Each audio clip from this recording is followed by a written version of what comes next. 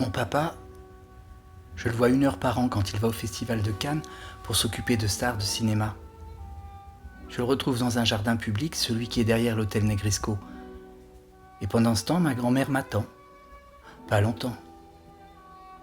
Je le vois aussi parfois en photo dans Paris Match, mais jamais en entier. En général, je ne vois que le bout de son nez, comme s'il avait fait des acrobaties pour se retrouver à tout prix sur la photo, alors qu'on voit bien que le sujet ce n'est pas lui, mais plutôt une actrice, ou même un comédien. Ma grand-mère qui me fait office de papa et aussi de maman m'a expliqué que dans le cinéma, l'amour n'existe pas, et que les gens ils sont souvent obligés de faire des pieds et des mains pour avoir leur place sur la photo, car c'est un métier qui les rend fous, à force de trop fréquenter des vedettes, ça les fait croire importants. Alors que dans leur vraie vie, ils deviennent très vite tristes, dès qu'ils ne sentent plus briller sur eux la lumière des célébrités. Et après, ils ne font qu'embêter leur famille, à leur reprocher de ne pas être connus, que pour leur journée, elle soit plus rigolote. C'est pour ça que mon papa, il ne m'aime pas. Parce que je ne suis qu'un petit garçon de 8 ans et il ne trouve pas ça très marrant. Il préférait certainement que je sois un grand artiste de music-hall, surdoué pour mon jeune âge, à jouer déjà des claquettes. Comme ça, il serait fier de me promener partout dans les boutiques où les gens me demanderaient des autographes. Mais comme ma vie, c'est plutôt de jouer avec mon cousin et ma cousine, ça l'ennuie. Avec ma grand-mère, de toute façon, on s'en fiche complètement d'être 2 abandonnés. Elle, c'est son mari qui est parti. Et même qu'on est très content que ceux qui sont censés nous aimer soient Parmonts et Parvaux. Comme ça, on n'a que nous 2 à s'occuper. Et on s'occupe très bien de nous. Ma grand-mère, je l'aime beaucoup. Je l'adore même. C'est une grand-mère enfant, dans le sens qu'elle rit tout le temps. C'est comme si elle avait mon âge, sauf qu'elle a le droit d'aller toute seule en ville, alors que moi, pas encore. Mais elle m'emmène souvent avec elle, et elle est très fière de me tenir par la main. C'est bien simple, elle dit à tous les commerçants que je suis le plus joli petit garçon de Nice. Ma grand-mère, c'est la maman de ma maman. Et ma maman, je ne la vois pas souvent non plus, car elle était trop jeune quand je suis né pour porter ma responsabilité. Mais là, maintenant, c'est bien, car elle a trouvé un nouveau mari. Et même qu'à la fin de la semaine, je vais prendre le train pour aller la retrouver et vivre avec elle à Montpellier. Au téléphone, elle m'a dit « Mon chéri, on va enfin habiter ensemble ». Et ça m'a fait très plaisir, presque à en pleurer, mais je me suis retenu. Je ne voulais pas montrer que j'étais content à ma grand-mère, qui sera bientôt triste de ne plus pouvoir me faire à manger ou m'acheter des beaux habits. Car ma grand-mère, souvent, je l'ai entendu dire à ses copines, en cachette, sans savoir que j'étais là, c'était pitié pour un petit d'être sans ses parents. Mais qu'en même temps, j'étais pour elle un cadeau des dieux, tellement c'était merveilleux de pouvoir s'occuper d'un enfant quand on a 60 ans et suffisamment d'argent. Il a été décidé que je prendrais le train avec ma tante Mimi, qui doit rendre visite à ses filles qui habitent aussi près de Montpellier, mais un peu plus loin sur la voie ferrée. Quand on est arrivé, ma maman m'attendait sur le quai de la gare, et j'ai couru très vite pour me jeter dans ses bras et la serrer fort contre mon cœur, car même si je la vois pas souvent, c'est quand même ma maman, et je l'aime, je crois. Après, elle m'a amené dans sa nouvelle maison et elle m'a présenté Roger, qui allait être mon futur beau-papa, il a dit comme ça. Puis on a déjeuné, c'était bon. Mais j'ai quand même demandé à téléphoner à ma grand-mère qui devait se faire du souci de me savoir pas en face d'elle comme tous les midis depuis que je suis né. Je l'ai senti faire exprès d'être gai, mais j'ai entendu des sanglots qu'elle cachait dans sa voix, alors je lui ai dit de pas s'inquiéter, que c'était juste la normalité qui s'installait entre nous, qu'un petit garçon, ça devait vivre avec sa maman, surtout quand il était encore un enfant, mais que promis, je viendrais la voir souvent et qu'elle pourrait aussi venir dormir ici. La maison semblait suffisamment grande, même si je n'avais pas encore vu ma chambre, ni accroché mes habits dans un placard, ainsi qu'elle me l'avait appris. Puis ma maman m'a accompagné dans un jardin public, pour me promener, je crois. Je sais pas, j'ai pas osé lui demander. Il n'y a pas encore entre nous la même intimité qu'avec ma grand-mère, où l'on se dit tout et même des fois des grosses bêtises juste pour nous faire rire. Et après, ma grand-mère, elle devient toute rouge et elle m'embrasse en me serrant fort contre son cœur, que je suis si gentil. Quand on est rentré, Roger nous a demandé de nous dépêcher. La route était longue quand même avant d'arriver. Ma maman ne m'a pas regardé quand je lui ai posé la question de notre destination. Elle a juste dit à Roger de prendre alors le bagage du petit, ce à quoi il a répondu qu'il était déjà dans le coffre de la voiture et qu'il n'attendait que nous. Puis il m'a souri. C'était la première fois de la journée. « Vous me ramenez chez grand-mère ?» j'ai dit.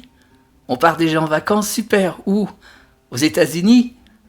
Mais ils n'ont pas ri et je suis allé m'asseoir à l'arrière de leur Renault, et ma maman devant, mais pas au volant. Pendant le trajet, j'ai regardé le paysage qui s'avançait dans la campagne, surtout des vignes partout. Puis on a tourné après un village dans un grand parc où au bout il y avait comme le château de la Belle au bois dormant, que je ne lis pas vraiment car c'est plus un livre pour les filles, mais que j'aimais bien quand même, comme ma grand-mère me lisait au lit quand j'étais encore petit. On s'est garé et j'ai vu plein d'enfants qui ont couru pour venir me regarder comme si j'étais le pape que l'on ne voit jamais si ce n'est à la télévision. C'est quoi ? On est où ? J'ai demandé.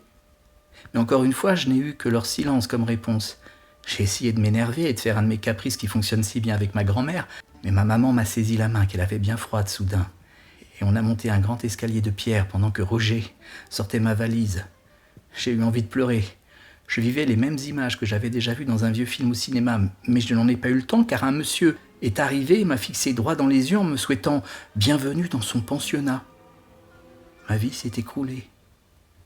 On est entré dans un bureau, puis ma maman m'a embrassé et Roger m'a serré l'épaule en me disant que j'allais me faire plein de camarades ici.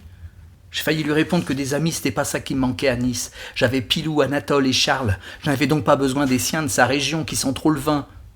J'ai préféré l'ignorer. C'était mieux ainsi, je venais surtout de comprendre que pour lui, je n'étais rien d'autre qu'une vieille chaussette qu'on peut abandonner n'importe où, histoire de pouvoir continuer d'embrasser ma maman à sa guise. Et même de lui glisser une main entre les jambes, comme pendant le repas, comme s'il croyait que j'avais rien remarqué. Et ma maman, qui ne me parlait pas. Je me suis dit que finalement, une maman, ça ne servait à rien. À part de pouvoir souvent rêver à elle et d'imaginer combien ce serait bien si elle me coiffait les cheveux chaque matin, avant que j'aille à l'école, en me déposant un baiser sur le front. Je suis un idiot, j'ai ajouté. Car chaque fois que je pleure, c'est toujours ma maman que j'appelle dans mes sanglots, en croyant qu'elle seule peut me sauver. Autant appeler le bon Dieu, je me suis dit. Le bon Dieu. Il a fallu le prier quand nous sommes passés à table. C'était dégoûtant, leur nourriture. Quand je me suis couché sur mon lit en fer, rangé, aligné, dans ce long dortoir qui allait dorénavant me faire office de maison, j'ai eu peur. Peur que ma vie, ça veut dire à présent être tout seul. J'ai eu peur aussi que ma grand-mère meure sans que j'aie le temps de lui dire combien elle me manque déjà. C'est la première fois que j'ai pensé à ça. Même si je me moquais souvent de son grand âge, je n'avais jamais imaginé qu'elle puisse un jour mourir pour de vrai, pour toujours. Ça m'a fait froid. Froid à en crier, froid à vouloir me réfugier dans l'odeur de ses baisers un peu fanés, froid à ne pas oser regarder les ombres flotter devant mes yeux. C'étaient les garçons de l'institution, ceux qui ont déjà l'habitude de vivre dans le noir de la nuit à se promener partout, entre les lits, sans que le surveillant ne les entende. Ils étaient venus m'embêter, parce que je suis le dernier arrivé, le petit nouveau. Ils n'ont pas été de me chahuter, mais leurs pincements et leurs moqueries ce n'était rien comparé aux fantômes et aux démons qui dansaient dans ma tête. Du coup, ils se sont lassés de mon immobilité et ils sont repartis se coucher. Et je me suis retrouvé enfin seul, dans mon chagrin. Moi qui ai toujours cru que je descendais d'un cavalier noir sans peur et sans reproche, je me suis mis à trembler et j'ai regretté d'être né d'un papa dans le cinéma et d'une maman trop jeune. Soudain, je me suis réveillé. Je me suis réveillé car j'étais mouillé. J'étais mouillé et ça sentait mauvais. Très mauvais même. J'ai soulevé mon drap et là j'ai compris que j'étais encore trop petit pour affronter ma nouvelle réalité. Tout était parti, tout. C'était dégoûtant.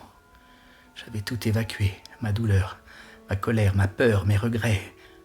Ma mère, mon père, ils étaient tous sortis de mon univers. Pourtant j'avais toujours été un petit garçon bien propre. Alors je me suis levé, j'ai retiré mes draps et je suis allé les laver, car je voulais que personne ne connaisse mon intimité si martyrisée. J'étais mouillé et sale, et j'ai eu honte. Terriblement honte. Honte d'aimer autant ma maman.